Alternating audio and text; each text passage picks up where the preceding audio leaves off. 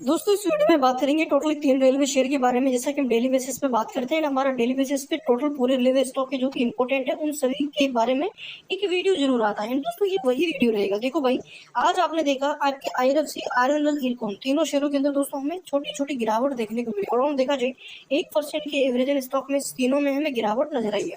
देखिए इस गिरावट के पीछे वजह क्या, अगर आप देखोगे पिछले 7-8 दिन के अंदर तो स्टॉक दोस्तों रेगुलरली ऊपर जा रहे थे। इलेक्शन का जो रिजल्ट आया उसके बाद ये पहले यहाँ पे हल्की फुल्की गिरावट हमें नजर आ रही है, वरना देखोगे तो धीरे धीरे दोस्तों हमें स्टॉक यहाँ पे एक लेवल पे सस्टेन करते हुए नजर आ रहे थे। देखिए दोस्तों ये कोई गिरावट नहीं है, ये सस्टेन कर रहा है। जब स्टॉक कंसोलिडेट करता है तो एक दिन गिरावट एक दिन तेजी बनी रहती है। तो अभी के टाइम अगर मैं बताऊं दोस्तों टाटा यहाँ, तो देखो आने वाले दोस्तों बजट, जो कि आपका बजट मोस्ट इंपॉर्टेंट रहेगा। कल भी मैंने आपको बताया था कि बजट से पहले हमें रेलवे का हो, चाहे पावर का हो, चाहे वो किसी भी सेगमेंट का हो, अगर गवर्नमेंट शेयर है तो हमें गलती नहीं करना है। देखिए इलेक्शन से पहले आपके म्यूचुअल फंड चाहे एफआई वो सब ने दोस्तों जो आपके पीएसयू शेयर थे इनमें अपनी होल्डिंग कम करी, रिटेल ने खरीदा। अभी के टाइम आप रिटेल बेच रहा है, इसलिए हमें वोलेटिलिटी देखने को मिल रही है। अब जैसे ही दोस्तों आपके एफआई डीआई जो बड़े फंड है वो एंट्री लेंगे, वो खरीदारी करेंगे, तो अगेन हमें यहाँ पे फिर से रैली देखने को मिलेगी। डाटा अगर बताया जाए दोस्तों तो आपके आईएफसी में 1.5% की गिरावट है। आरबीएल यहाँ पे दोस्तों अराउंड आधी फीसदी गिरता हुआ नजर आया। इरकॉन का डाटा बता दूं मैं, तो इरकॉन के अंदर भी हमें अराउंड 1% के आसपास का करेक्शन देखने को मिल रहा है। इरकॉन 267 के आसपास हमें नजर आ रहा है। अब मैं एक चीज और बता दूं कि इरकॉन अगर दोबारा आपको दोस्तों 260 रुपए, 250 रुपए अगर इस लेवल की रेंज में मिलता ना, तो एक बढ़िया प्रेस बाइंग, हमारी बढ़िया अपॉर्चुनिटी के हिसाब से हमें यहाँ पे बाइंग करने की सोचनी चाहिए। ठीक है, अब देखो मेन अगर बात करें यहाँ पे आपके आईआरएफसी आरबीएल के बारे में कि इनको किन लेवल्स पे दोबारा अगर हम खरीदने की सोचे तो किस लेवल पे करेंगे। आईआरएफसी आपका दोस्तों अगर 170 के नीचे मिलता है तो ये हमारी अच्छी बाइंग बनेगी। वही आरबीएल की बात करूँ, आरबीएल अगर दोस्तों 370 360 के लेवल पे अगर बाई चांस आ जाता है तो ये सबसे गोल्डन बाइंग हमारी बनेगी, क्योंकि इनकी वैल्यू दोस्तों ये जिस लेवल पे ट्रेड करे ना, ये इनकी वैल्यू, क्योंकि हमने देखा इलेक्शन का जब रिजल्ट आया था तो ये एक झटके में गिरे थे। अब मान के चलो गिरे, अब भाई वो ठीक है कि जिन लोगों ने बेचा उन्हें वो तो दोबारा खरीद नहीं सकते, कि भाई उनको तो डर था इसलिए बेच के निकल गए। अब बॉटम से कैसे खड़े हुए, क्योंकि यहाँ पे नए बायर ने एंट्री बनाई, नए बायर ने बॉटम से प्रॉफिट कमाया, एंड वो भी थोड़ा बहुत यहाँ पे प्रॉफिट बुक करेंगे, इनको प्रॉफिट बुकिंग कर रहे हैं करंट टाइम पे। वही अगर देखो कि आईआरएफसी का डाटा तो देखो 1.5% की गिरावट है, पर देखो वॉल्यूम कम है अभी के टाइम।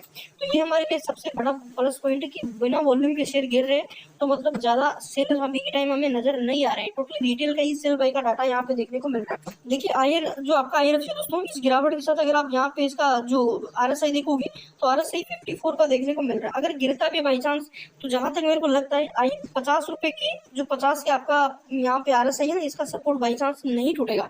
फुल चांस है कि 50 के आरएसआई के ऊपर ये ट्रेड करें, ऊपर से यहाँ पे ये अराउंड 70-75 का आरएसआई यहाँ से निकल जाए, मतलब अराउंड 170, मतलब जो 190 तक आराम से इस लेवल से ही धीरे धीरे निकलता हुआ देखने को मिले। आज जो गिरावट हुई मान के चलिए एक बड़ी अपॉर्चुनिटी थी आपके लिए। वही दोस्तों अगर बताऊं मैं सबसे इंपॉर्टेंट सपोर्ट तो वो 160 रुपए का बना हुआ है। 160 के नीचे स्टॉक ने इलेक्शन की गिरावट में भी क्लोजिंग नहीं दी थी, इसके ऊपर ही हमें यहाँ पे क्लोजिंग होते हुए नजर आई थी। तो आईआरएफसी में मेरे हिसाब से दोस्तों के टाइम आपको बने रहना है। इलेक्शन के सॉरी जो बजट है ना, बजट देखो आप बोलोगे कि भाई आपने पहले कहा कि यहाँ पे इलेक्शन के टाइम भागेगा, आपने फिर कहा कि यहाँ पे जो सॉरी एग्जिट पोल के टाइम भागेगा, आपने कहा कि भाई इलेक्शन के रिजल्ट टाइम भागेगा, फिर आपने कहा कि मंत्रिमंडल के विस्तार पे भागेगा, अब आप बोल रहे हो कि बजट टाइम पे भागेगा। तीनों का जो मेन चीज है ना भाई, मेन चीज वो है बजट।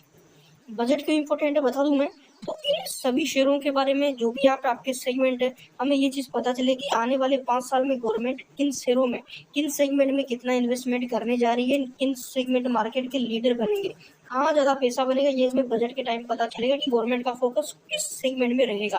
तो वो मेन इंपॉर्टेंट है। अभी के टाइम अनुमान हमारे यही है कि जिस प्रकार रेलवे को पहले सपोर्ट किया जा रहा था, अभी भी आगे भी रेलवे को यही सपोर्ट किया जाएगा। जिस प्रकार मंत्रिमंडल का वितरण हुआ, जो आपके अश्विनी वैष्णव थे उनको दोबारा मंत्री बनाया गया, इससे संकेत हमें ये मिलता है। तो इसलिए मैं आपको ये बता रहा हूँ कि बजट हमारे लिए लास्ट मोस्ट इम्पोर्टेंट यहाँ पे रहने वाला है।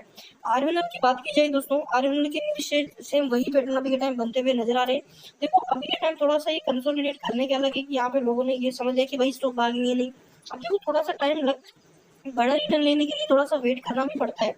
वही देखा जाए तो आपके आईआरएफसी सॉरी आपके आरबीएल में, तो आरबीएल दोस्तों यहाँ पे देखो सस्टेंस करके इसलिए तो फिर भी रैली दिखा दी है, बट आईआरएफसी ने कोई रैली नहीं दिखाई है। यानी करंटली इसका आरएसआई 66 का, आरएसआई गिर के 60-55 के आसपास मिलता है, तो बाई करने की अपॉर्चुनिटी बनेगी, चूकना नहीं है। ठीक है, वही बात करें दोस्तों इरकॉन के बारे में, तो इरकॉन में भी सेम यही चीजें नजर आ रही है। गिरावट हुई आज टोटली आप देखोगे आपके मिड कैप वाले हो चाहे लोअर कैप वाले हो चाहे यहाँ पे स्मॉल कैप वाले हो, तीनों जो गवर्नमेंट वाले शेयर थे वो हमें यहाँ पे गिरते हुए नजर आए। देखिए दोस्तों, यहाँ पे अगर हम जो आपके इरकोन का डाटा देखें, इसका भी 54 का RSI चल रहा है। वही अगर आप देखोगे तो लंबा समय इसने भी कंसोलिडेट किया, यहाँ से बाउंस आया, फिर गिर गया, फिर उठ गया, फिर यहाँ पे आप देखोगे धीरे धीरे रिवर्सल देने की तैयारी है। तो इस चार्ट में एक चीज तो सीधे सीधे समझ आ रही है कि भाई कोई भी बड़ी देरी अब तक इन्होंने नहीं दिखाई है। तो मार्केट का एक रूल है कि जो स्टॉक जितने भागते हैं वो उतने ही गिरते हैं। मान के चलो 50% भागेगा, तो जब प्रॉफिट बुकिंग आएगी तो दोस्तों कम से कम 15% का प्रॉफिट बुकिंग दिखाएगा जब पहली गिरावट होगी। तो इन स्टॉक में ज्यादा रिटर्न नहीं बना, ये गिरने वाले नहीं, सस्टेंस करेंगे यहाँ से।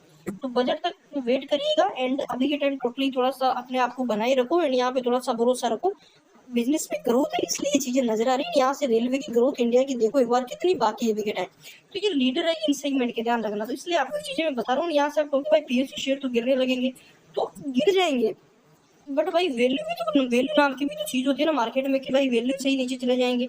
एंड ये देखो जिस टाइम पे ट्रेड कर रहे हैं तो अपनी वैल्यू पे ही ट्रेड कर रहे हैं। पिछले 2 साल में PSU के शेयर सब रॉकेट बने क्योंकि इनकी वैल्यू बहुत कम थी, इनकी अंडर वैल्यू भी थी उस टाइम पे। तो वैल्यू के अकॉर्डिंग इनमें तेजी आई है, कई सारे अराउंड 400% तक की रिटर्न इन्होंने दिए है। तो ये रैली कंटिन्यू रहेगी, फंडामेंटल स्टॉक स्ट्रॉन्ग है, तो अभी के टाइम हमें थोड़ा सा वेट कर लेना चाहिए। ठीक है, चैनल पे गए हो सब्सक्राइब जरूर कर लो, बेल आइकन को, ताकि कंटिन्यू अपडेट्स आपको मिलते